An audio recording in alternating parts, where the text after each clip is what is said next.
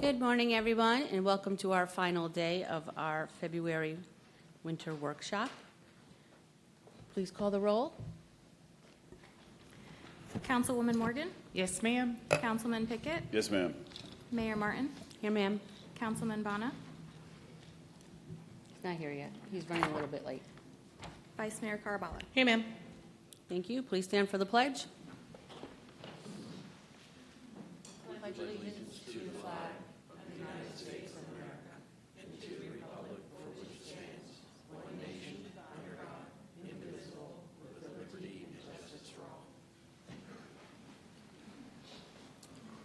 Do we have anyone that would like to speak at Public to be Heard?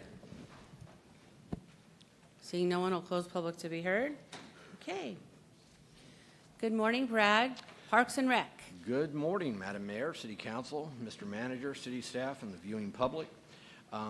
If you'll allow me just a brief second before I start with our high impact plan, Madam Mayor, you had asked a question on Wednesday about the Parks and Recreation Department's camera program, security camera program. I was able to go back Wednesday evening and talk with staff, and I'm very pleased to let you know, as well as the rest of council, that in fiscal year 25-26, just the year we're in now, we have plans for camera projects to begin at the C-24 Canal Boat Ramp, Riverland Paseo, and Sportsman's Park upgrade. Now, Sportsman's Park was one of our first camera systems many years ago, but it's due for an upgrade, so we plan on doing that.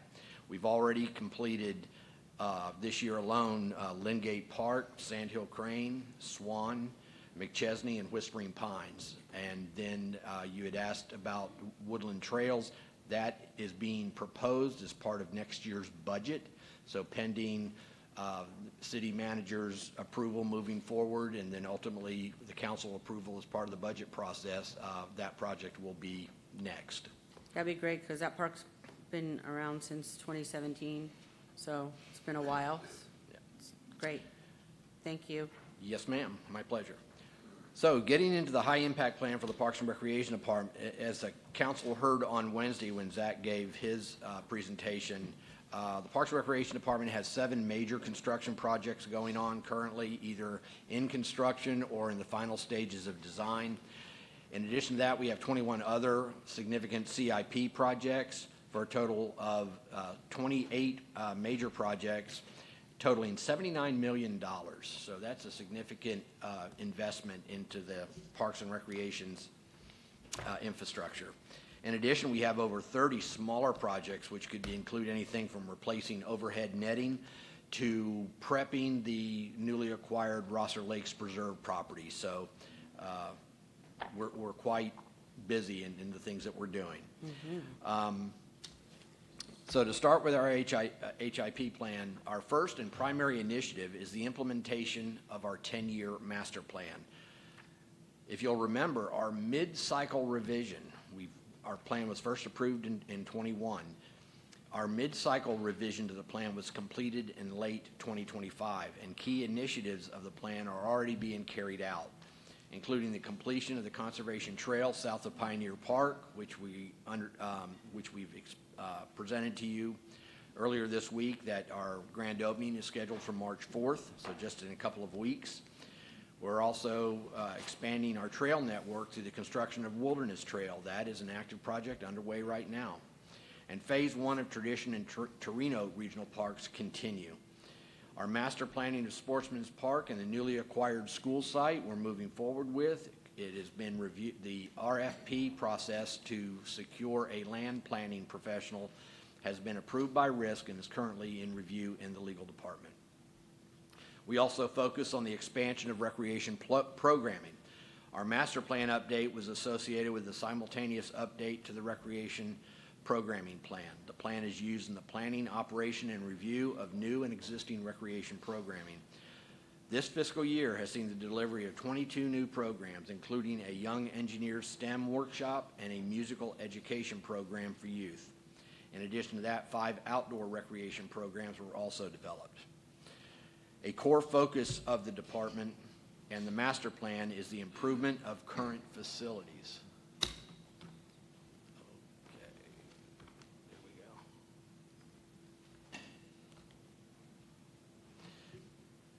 This ensures that all guests can enjoy the highest quality park experience, regardless of the specific facility they visit.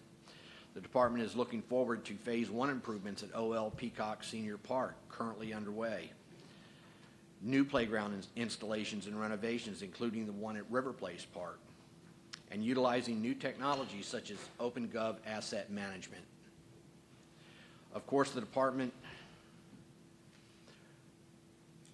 also focuses on moving forward as a high-performing government organization through its continued focus on CAPRA accreditation.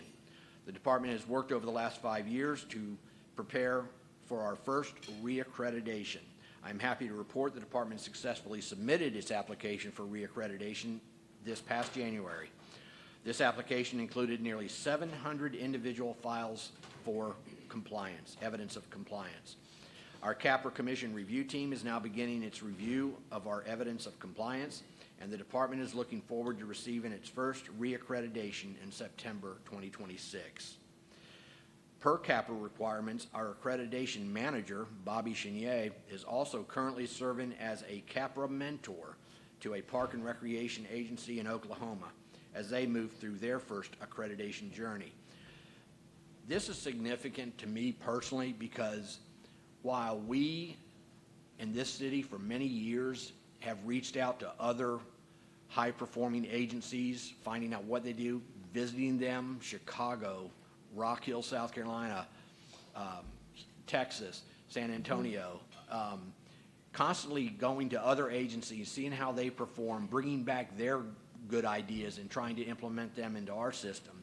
This is an example that tells me now other agencies around the country are coming to us to do that exact same thing. So I think that's something we can all be very proud of. Absolutely. I don't know why this is, there we go.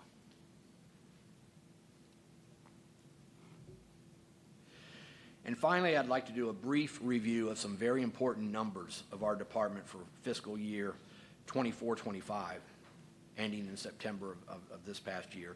Our department's indoor facilities and outdoor parks attracted a total of 6.3 million visits in fiscal year 24-25 alone. 6.3 million. That's amazing. A lot of folks. Over 391,000 of those visits were to our various recreation centers, including the Mid-Florida Event Center, Minsky Gym, and the Port St. Lucie Community Center. Over 165,000 of those visits were to the Botanical Gardens, which is evidence of our strong partnership that we maintain with the Friends of the Botanical Gardens.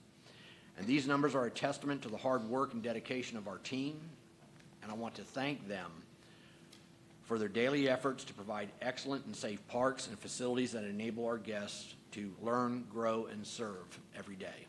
And a very huge thank you to the City Council and our City Administration. With that, I'd like to turn the podium over to Mr. Keith Bradshaw, Saints Golf Course Administrator, and he'll give you an update on his high-performance plan as well as a brief update of the Saints. Any questions for Brad before we move on to Keith? Thanks so much, Brad. Thank you. Good morning, everyone. Good morning. Madam Mayor, Vice Mayor, council members, City Manager. I'm going to start off with the Saints High Impact Plan here, a few slides on that without stealing too much of my thunder from my presentation. So basically with this, the Saints Golf Course continues to have the same strategy we've always had. Provide the best, most enjoyable golf course to the community as possible, a safe, fun place for everybody, and a beautiful golf course to go with it. Along with that, to provide advanced lesson programs for all of the adults and juniors that play there. Have partnerships with different tournament structures, host a city golf championship in the fall time frame, and support Parks and Rec for certain fitness activities like yoga on the lawn on Saturdays that are happening right now. So let me jump down to the structure here. So I don't want to take too much time on this because I'm fixing to tell you about this numbers in my presentation, but we had a great year last year. So let me jump over to my presentation now. Where's the clicker? There it is. So if I can walk through this. the Saints did very well last year. We've been doing well for several years now. And we had a banner year last year, one for the books. And as a record year, we experienced heavy customer traffic,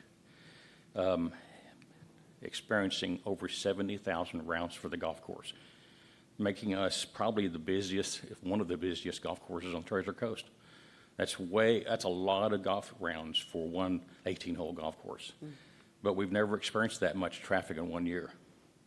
This helped the Saints achieve a total annual record revenues of over $2.7 million, including record total retail sales at $171,000. And a range at $183,000, and a total retail sales at $171,000. And lastly, our food and beverage at $107,000. So across the board, almost every area, we set new records across for the Saints. First time we've ever done this. Awesome. And I have to ask why. Everybody asks why. Why have you been so successful? I have to give all the credit to my Saints staff team, okay? Because without them, we wouldn't be who we are.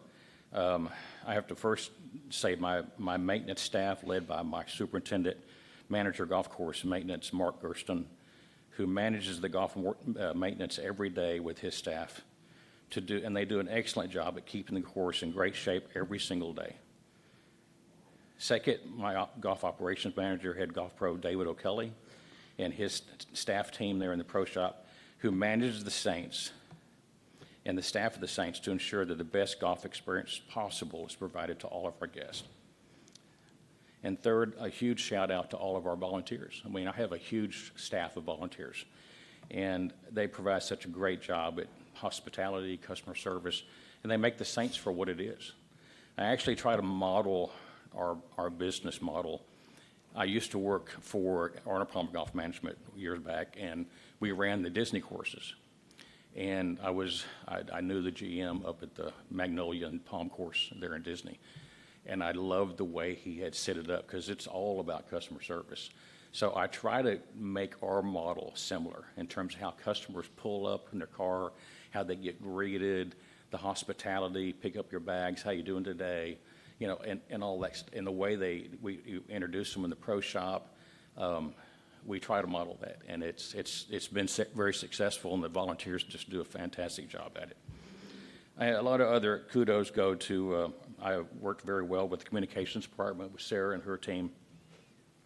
They've updated our website to a really nice website. If nobody's looked at it lately, it's all brand new, and it looks fantastic. And they helped me on social media as well.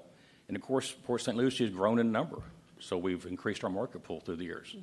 That's helped us a lot. But also the golf market. Let's talk about the golf market, because that's a lot of the variable here and why we were so successful. The number of kids that we see at the golf course now we never used to see that.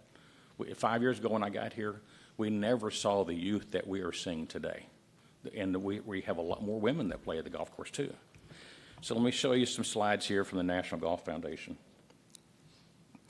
This first one shows a graph for golf participation in the nation since 2014. And it shows both a dark green bar, you can see there. It shows total golf participation, then it shows a dark green bar and a light green bar per year, where the dark green represents on-course golfers, those who just play golf, and the light green are those who considered practice golf or some venue of golf, okay? Notice what happened in 2022. The off-course golfers surpassed the on-course, and it's been growing that way ever since. What does that mean? What drove that? Well, they believe it's probably things like Topgolf and all these fancy driving ranges. Kind of moved, in fact, I'm from Dallas, so I kind of watched a lot of what was the original founders of Topgolf did. I remember reading the article when they first came out. They said, we realized that we built a product for a market we didn't even know existed with Topgolf. And Drive Shack, Big Shots are two companies that kind of mimicked them. And then you have also a lot of other parts of the market, like fancy putt-putt ranges like Pop Stroke here in Tradition. Okay, there's lots of that across the country, invented by Tiger Woods. You also got the inline hitting stays, the virtual hitting like Boogie Bay over in Gatlin Boulevard. That one's packed till 11:30 at night, and because people are hitting into a net, into a screen, playing virtual games, virtual courses. They're doing online, playing with other people around, virtually around the country. That is what's part of that, but it also grows the green line, the dark green line. So more people who practice, okay, and play venues like that end up playing golf as well. So, and it also explains a little bit of why the Saints driving range has done so well. I'll get to that in just a minute. Here's another marketing slide from National Golf Foundation. I know it's busy, but this is really relative to how the states performed rounds increases or decreases across the country. Let me focus your attention to the red states. That's where golf grew at least 2+% rounds year over year from 2024 to 2025. But mostly focus, oops, I got a pointer here, don't I? Mostly focus here on the southeast, South Atlantis area where we are. Where rounds grew from 24 to 25 to almost 9+%. So that's a huge growth. Where Florida continues to be the leader in golf courses across the nation. Last I saw was around 1,270 courses in Florida. And it's also still considered to be the #1 leisure activity in the state. A recent report from National Golf Foundation reports that in 2025, it was another record year for golf, climbing to an all-time high in rounds played last year.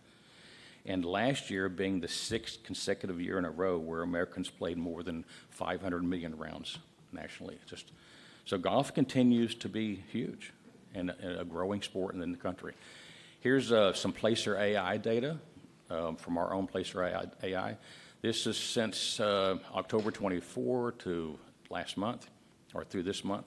It shows that we've had 92,000 visitors to the Saints. What's interesting about this is notice that 34% of my traffic comes from west of the Turnpike.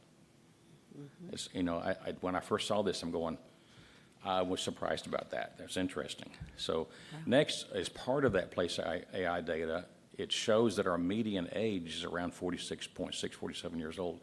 Now, you can see with this graph on the different age demographics, the dark blue is represented for the Saints visitation of the 92,000 visitors. The light gray bars are what Placer AI considers similar business venues around the state. So, and how we compare to it. It's very interesting how our demographics, our age demographics follow pretty much around the state, other than the older section. Well, let me say one more thing about this slide. I already mentioned that we have a lot more younger traffic and a lot more women, so you can see from here how it's balanced out. We never used to see that before. And in fact, our weekend traffic sees a lot more of that. We used to have our weekend traffic used to be the deadest parts of our week. I mean, in fact, prior clubs that I was at, we had Florida courses, and we were actually lowering the green fee rates on the weekend just to try to get more traffic because the weekends were dead. It was all about retirement people playing on the weekday. The Saints doesn't have a slowdown day anymore. Every day is busy. This month alone, we're averaging over 250 rounds a day. So we're just busting at the seams. So let's talk about some of the financials about all of that. The first slide I want to talk about is something that I developed for myself a while back because we kept doing so well since the first of 2021. We kept breaking monthly records month after month. So I went back and made the report for myself. I said, let me just start checking off the boxes of every month that we're breaking a monthly record. Now, what that means is in this gray box here, this light tan box with the check mark, that's a month where we've never hit that level of revenue in that month, okay? And I ended up doing it all the way to last month. We've only missed, other than the drainage project during 2023, we've only missed 3 months where we didn't break a monthly record. 2 heavy rain months in 2022 and Hurricane Milton, October 2024. I've never had a success story like this in any of my careers. This is unbelievable. And the next part of that is you can see that we've 2025, last year, we broke every month. In fact, the year we're currently in, October, November, December, and January, we've already set major milestones for these months. So we're having a banner year this year. Now let me see how that leads in to the financials. Year over year, here's what the Saints' total revenues look like.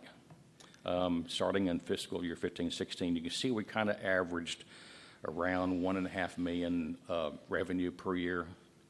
Starting in 2021, we started changing that.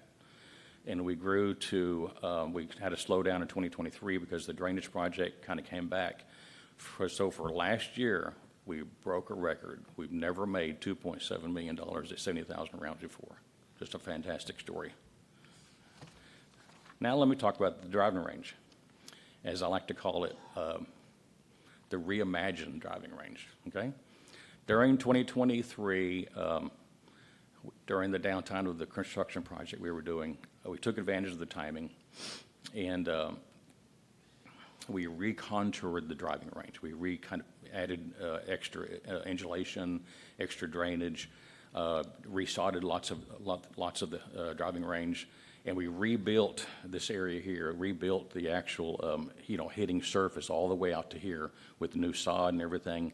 And then in May 23, I added the AstroTurf in, okay, concrete pad with hitting AstroTurf area.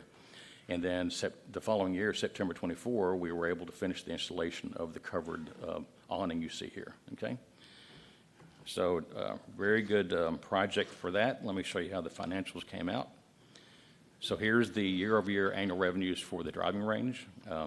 You can see all the way until 2021, we were pretty much averaging $40,000, $50,000 a year is all we were ever doing on the driving range. We started increasing a little bit in 2021, and then by the time we added the AstroTurf in, we jumped the revenue at the end of fiscal year 23-24 to $114,000, so basically a 76% increase. In 24-25, after the installation of the awning, we jumped at another 61% to $183,000 last year, a record revenue for the range. So thus tripling the range business in probably 2 years with what we've done. We're doing so well this year, I expect us to grow an additional 23%, maybe to hit 225 is kind of my target right now. Next, the retail business at the Saints, year over year, we've done pretty well on that. Mostly because one of my head golf pros, Ray Rash, a lifetime PGA member, does a great job at retail. Always making sure that we are fully stocked with the right kind of material and retail business, merchandise of hats, gloves, shirts, even shoes, clubs. He does a fantastic job on that, and really good margins as well. We changed it. We started growing a little bit with some changes in 2021. We've been growing it ever since. We hit a record last year at $170,000.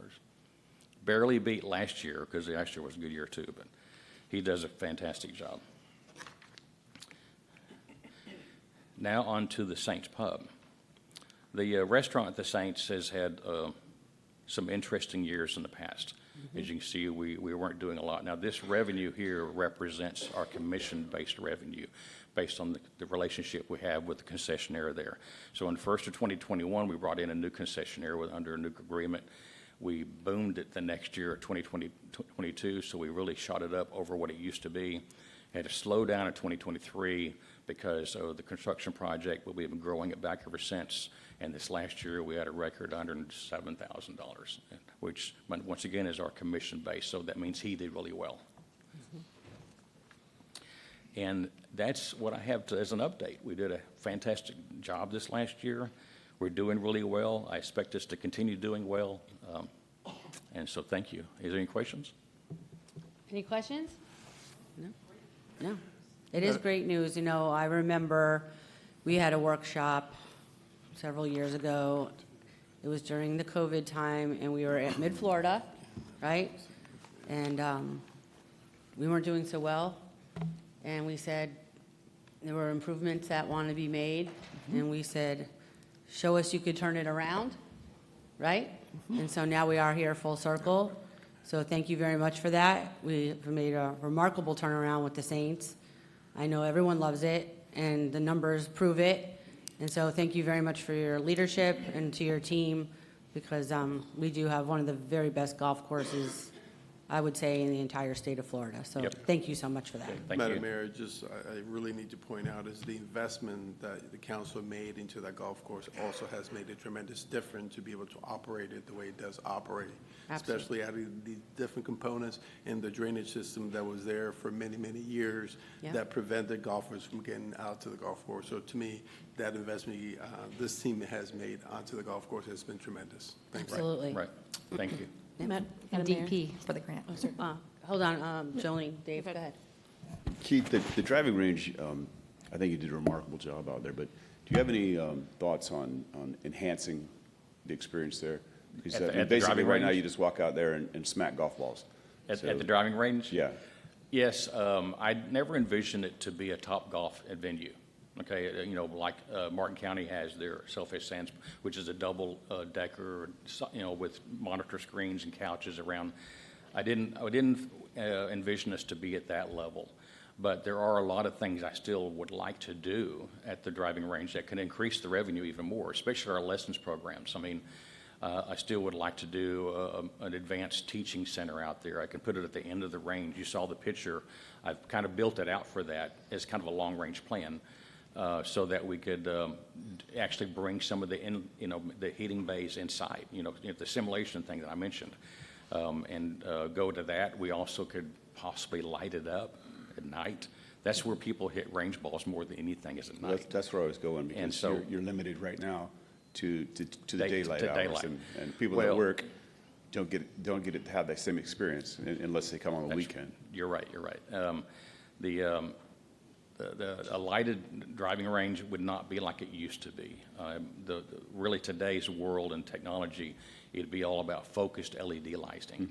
So with the awning the way it's set up, I built it to where it could support electrical hookup. Okay, and we could put the focused LED lighting on the hitting area under the awning, and it wouldn't be invasive to the neighborhood or nothing like that.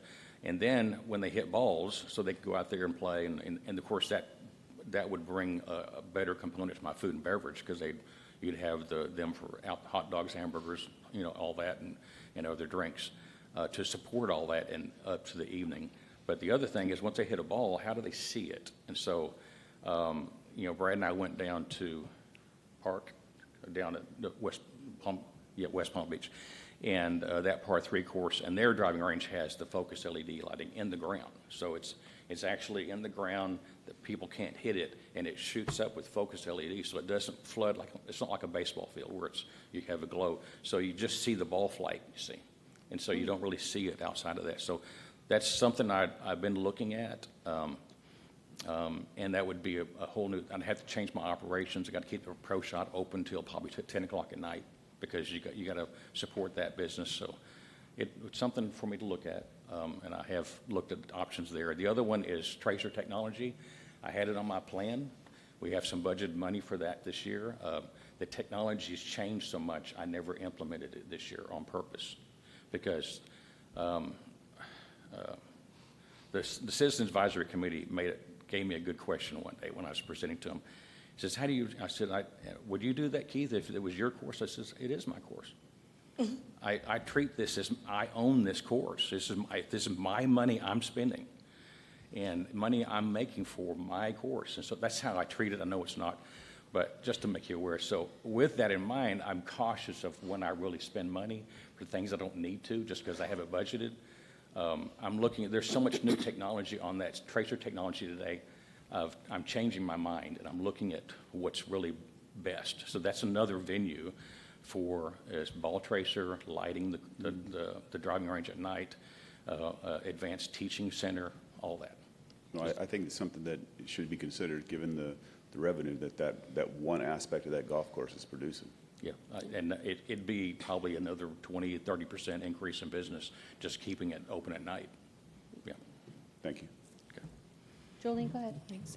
I really appreciate you sharing your ownership and how you take ownership over what you've been charged with, and that's a fantastic attitude, and I'm just grateful that we have members on our team, Mr. City Manager, that take that ownership over the responsibility that you've given them and have succeeded. And so you've done a great job. I continue to look forward to future years and how you're going to grow this program even further. And when we continue to talk about affordability, you know, I look at the Placer AI information, and I look at how many people in this area are coming to the Saints. And I don't know a lot about golf, but I do know that when it's privatized, you have to pay very large memberships sometimes. There's a higher rate to come in and play. And even though I don't play, those that do play share with me how it does help their mental health. We were having a conversation of mental health and being able to go out and do a sport of some kind. And I've always felt government shouldn't be in this kind of a business.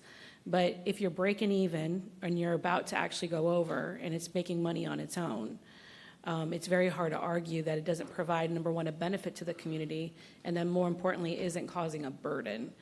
And, you know, so I'm so grateful that you've actually been able to do that, because for many years I spent on the council, and I mean, Brad knows this, considering, do we need a municipal golf course? And if it's going to continue to drain funding from the general fund, is it something that we just eventually, you know, dispose of? And I never wanted to really do that, but, you know, numbers are numbers and budget is budget. And so I truly appreciate what you've done. I do think in the future, as we move forward, and you and I have talked about this, Keith, I think we all need to think about some of the aspects that can be approved outside of just the driving range. The ballroom, the restaurant, the interior, it was built a while ago. So and those items really, if we're going to have a robust offering, and then more importantly, a robust economic opportunity of growth for this program, we need to think about that, and how is that going to factor into the CIP in the future, as well as, I think it'd be really cool. I'm gonna set a goal because I know you're gonna hit it. I think it'd be very interesting if you could get so profitable in the sense of going over your revenues that you'd be able to save like 50% of what the cost would be for fixing and redoing that particular building that really needs to be done. I think that would be, it's a challenge, but I think it'd be a great story to tell the public if you're able to do it, because you know, municipal golf courses are not profitable. That's the other story we've got to tell across the state and to our leaders. And this is one that will be, and looks like it currently is, so that's exciting. And just let us know how we can support you further. Thank you. Okay, thank you. Yep, so I would agree with that in terms of, yes, the improvements to the driving range are great, but we do need to look holistically at the entire course and see what we can do. The building is a little bit dated, we know that, and so it's important to be able to keep that up as well. And so I was looking at, especially with the revenues, if there's funding to make enhancements or make updates and changes, I'd love to hear what those are going forward. Because I remember going back to that workshop, and we said, show us you can improve the revenue, show us that you're in the black, and then that's when we'll consider all these updates. And so, and you've been, again, very successful at that, and that's exactly what we want to see happen, right? Because you want to keep reinvesting into the Yes. into the course. Okay, thank you. Steph, go ahead. Kudos, because the few years ago, it was to the point that it was like, maybe we need to get rid of this golf course, because it seemed like it was a big hole and there was nothing but money pouring into this hole and going somewhere. I also wanted to give a shout out to Bern and his team. Yes. Because that restaurant it was kind of like, yeah, it wasn't the best, but he has really brought it to the next level. The teamwork, I've been to several events there. I go to several luncheons there a month, and it's consistent, and I think he's done a great job. I agree with you. Just to expound on that a little bit, when we brought in Bern in first of 2021 and established the relationship with him, and did the contract, I said, Bern, I want you to know your number one priority is that you're here to support my golfers. Okay. Everybody before that was there, the golfers were invading their business. Byrne has supported me 100% on that, and that's why we've done so well. And we work together as a team. He's helping my golfers. 30% of the business comes out of the to-go window, so it's fantastic. And he's done a great job. I appreciate what you said. Yeah. Yeah. So I echo those comments, Steph. He does a great job. His whole team does, and yeah, it's been great to have him as a partner, for sure. Thank you. All right, thank you very much. All right, council, does anyone want to see any other high-impact plans from any departments before we go on to our ordinance? No? Are we good? All right. So we have second reading of ordinance for Naturally PSL Community Trust.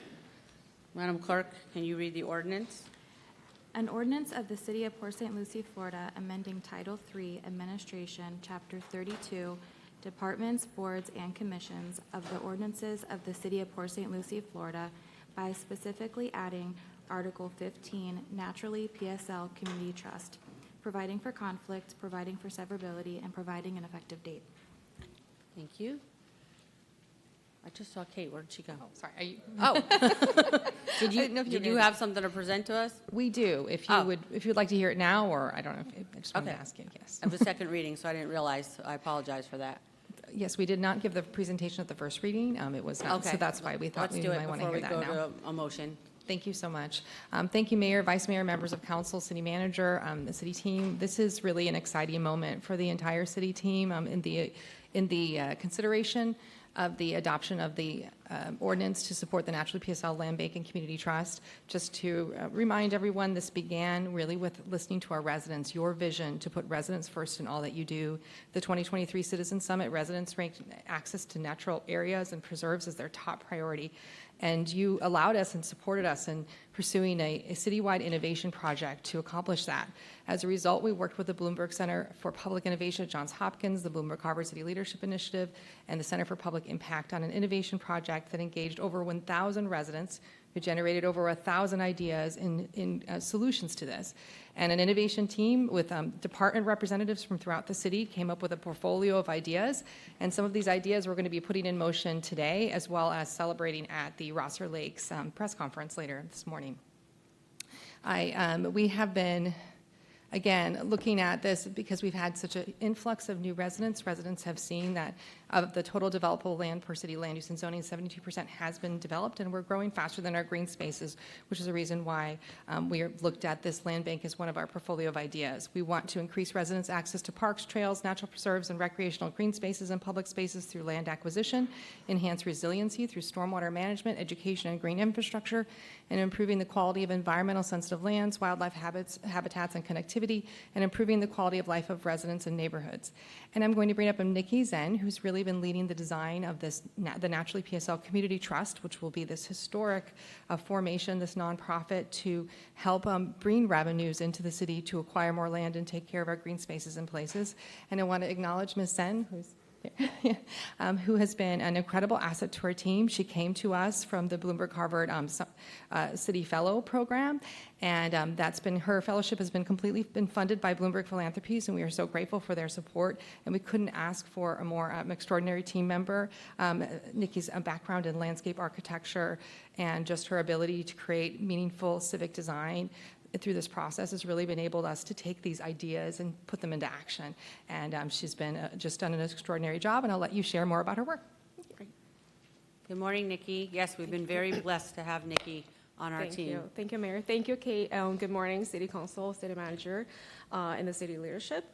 I'm excited to be here today to share more about the next chapter of the commitment of Naturally PSL. And obviously, behind this presentation, there are so many people in city departments that have been giving us the support and the help that we need to get here, including City Attorney Rich, Stephen from Finance Office, Sarah and her whole team, Megan from KPSLB, Zach from Parks and Recreation, and the list goes on, and it truly was a team effort.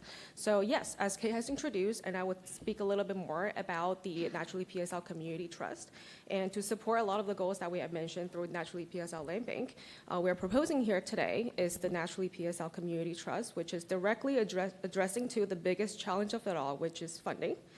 So as a 501c3 nonprofit partner, the trust will serve as a fundraising arm to leverage both public and private funding, allowing us to maximize the public benefits on city land through donations and in-kind contributions, which allows private citizens and groups to help bridge the funding gap of this land acquisition. And some of the key benefits of this approach, including the potential to attract more philanthropic donations and to also expand the grant opportunities that can be eligible to us, also to make more room for more resident-led fundraising at neighborhood scale, similar to Friends of Group for specific parks. And here on this slide, I would like to expand a little further on how the trust can support the city in achieving the land bank's goal, both through transparency and collaboration. So let's say if a private citizen or group would like to contribute to the city on acquiring certain green spaces or building a trail, the donations will be received by the trust and transferred to specific city revenue funds based on the donor's choice. And the city staff will incorporate these funds into project plans, which will then be brought back to the city council for the final review and approval, just like most of the project in our budget plan. And at its very first establishment, the trust will support 3 major areas: land acquisitions, park trails and amenities, and trees. And the trust will provide a way essentially for the resident to say, I'd like to help the city to acquire the land across my home to keep it green, or I would like to help plant more trees in my neighborhood. And it also can help support youth actions and environmental stewardship and the addition of amenities like trails in existing green spaces that might not have the regular city budget support. The trust could provide a massive opportunity to optimize our existing land and properties, including 1,460 acres of lakes and ponds, 46 city parks, and almost 200 acres of city-owned natural preserve that currently don't have access for public. And more importantly, we are to keep residents at the center of everything we do and to turn spaces into places through community actions.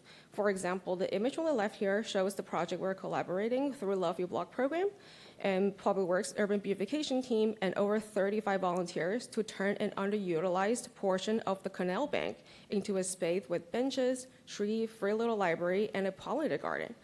We've also started to approach vacant lots in neighborhood differently, initiating small improvements to help improve invasive plants from these overgrown lots, and taking every opportunity to engage with the residents every step of the way to develop stewardship around these green spaces. More importantly, the additional funding will be able to expand the inventory of protected land for our future residents. Since 2025 alone, we had approximately acquired 273 acres of land, and that's roughly providing 1 acre of future green space for every 1,000 residents in the city. In this slide, I'd like to introduce the management structure of this incorporation, which will be vested in the board of directors, and to ensure the community-driven oversight and align with the city's overall strategic plan. The board will consist of at least 5 members. Crucially, at least 3 must be St. Lucie County residents who are not employed by the city. The role of the director will be to solicit contributions and accept contributions on behalf of the corporations. The immediate priorities for the trust include accelerating land acquisitions, for example, by leveraging the Naturally PSL brand and ribbon-cutting events to really tell the city's story. Financial stabilities, such as building a donor database and removing barriers to public-private partnerships, as well as organizational capacity, developing more administrative roles to support the city and the trust, and performances by committing annual reporting and quarterly presentation to this council. And where we are now is that February 2026, a milestone for the ordinance reading. And following this, we'll move forward with filing with the state, appointing the board, and eventually releasing our first annual report. And in your attachment, you will see a communications plan for this trust as well.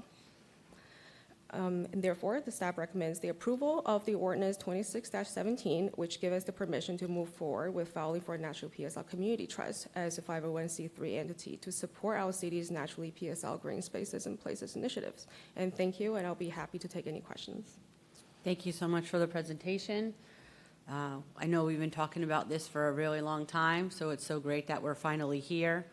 I remember conversations with Brad many, many years ago about, and especially when we've gone on site visits to different places and seen how other cities have been able to develop their park system and their land banking system and their green space system. So again, it's so great that we're finally here. Council, do we have any questions?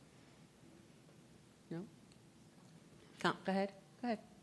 I want to thank you for all your hard work, and I just want to say that, there's always a lot of want as far as from the public to conserve as much land as possible. And it's always a reminder of the history of the city, which is all of our land is entitled, pretty much. And this was a GDC community with entitled lots. Later on, the annexation was also entitled, meaning those have property rights attached. And as much as we all in this council and past councils, I'm sure, wanted to protect green space, you can't save something that you don't own. And so unfortunately, that's the way it goes. I mean, I think we've all said it, we would love to put a moratorium on things sometimes. We would love to be able to preserve more green space. We do what we can in our developer agreements by having them include parks and giving parkland, school land, those kind of things. This is going to be the way for us to hopefully either have land donated to us, as well as give the ability for the city to purchase on behalf of the residents additional land for preservation. And so I just want to make sure we tell the story a little bit, and that's why this is so important, and this trust is going to be so important to the residents that are here today, but for years and years to come. So thank you. Thank you. All right, so and in keeping with that, what are next steps in terms of building this board, and what does that look like, Kate? Absolutely. So we are working, of course, with finance to file the necessary paperwork, and then we'll be you'll be appointing the board members to it as well. So we'll be getting that to you as we get everything established. So. All right, great. All right, so we have a motion and a second, correct? Do we have a motion? Motion to approve ordinance 26-17. Second. Second. Any final discussion? Great work. Thank you very much, Nikki. We Thank you. appreciate it very much. Thank you very much. All those in favor? Aye. Any opposed? Motion carries. Exciting. We get to celebrate later with our press conference for Rosser Lakes Preserve. So very exciting to be able to go out there and see that property. Mayor, Yes. may I mention, speaking of Rosser Lakes Preserve, we do have an update from staff. We have been working on, we applied for a Florida Community Trust grant.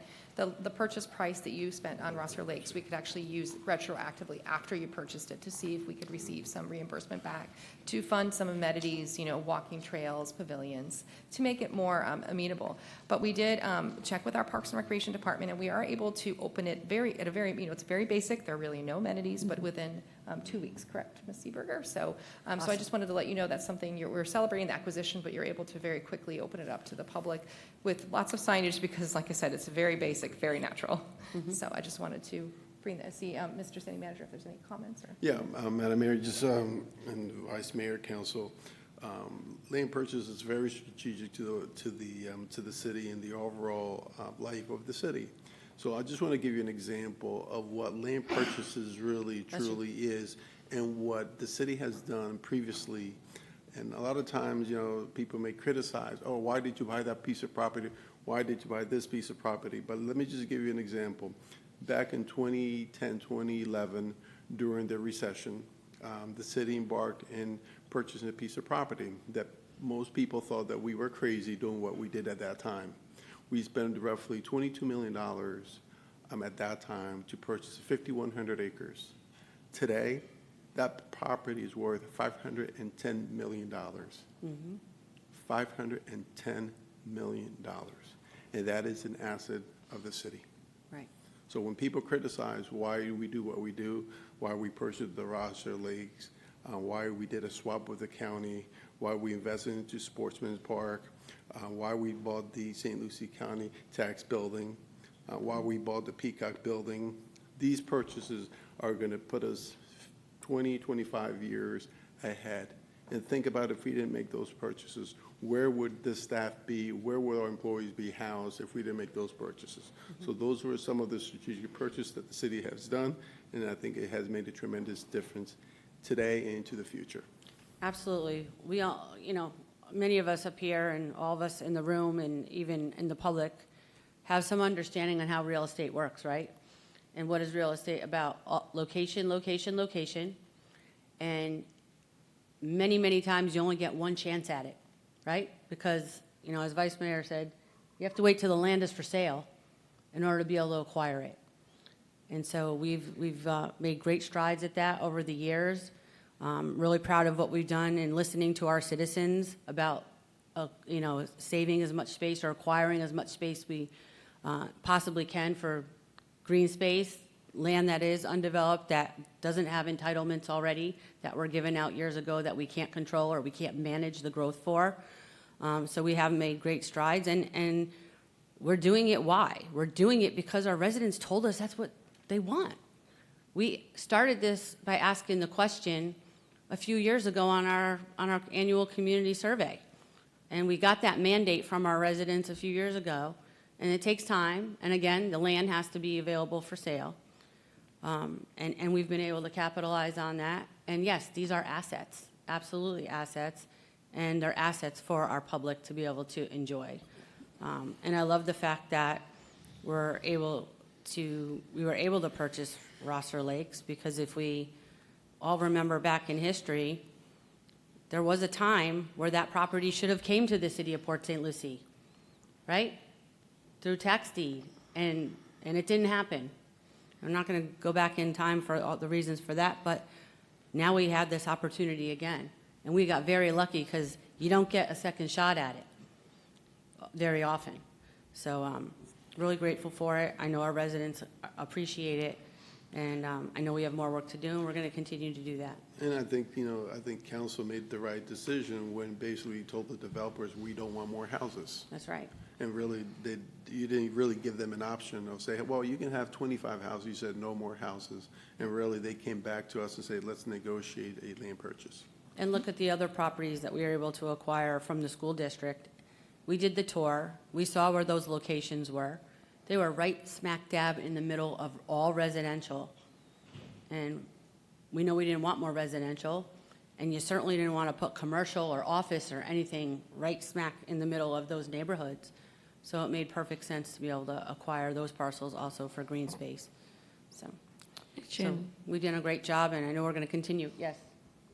No, go ahead and finish. I thought you were done. Oh, I was going to say, I was like, I think one of the people I think we probably all know on this board, he said to me, he goes, everyone always writes Port St. Lucie off. Everyone thinks the story is written. You had the downturn in the economy, and that's it. Port St. Lucie's done. The Civic Center parcel, look, it went under. That's done. Southern Grove went down. Look, that's done. The medical corridor, that failed. That's done. And I mean, we've seen time and time again that people count Port St. Lucie out, and it comes back, and it comes back stronger and roaring. Mm-hmm. And to me, this is the beginning of land conservation, and it's going to be the desire of the residents, first of all, because just because, let's say, every piece of green space is done and is taken, doesn't mean more cannot be made. I've seen cities actively say, that block is for sale. We don't want more housing, or we don't want more whatever. And it's been revitalized, brought back, added trees, made green space in some communities. That's not my decision, that's their decision. But this can serve to even grow land conservation if the city and its residents so desire in the future. Having more land, more nature isn't done. It's really up to us. Mm-hmm. And we can, when we want to, reverse what history has given us if we so choose to, just like we've done with many other things before. And so Port St. Lucie's not down and out. We're on a rise, and we're coming up, so. Absolutely. Well, thank you. All right. we're at the end of our workshop.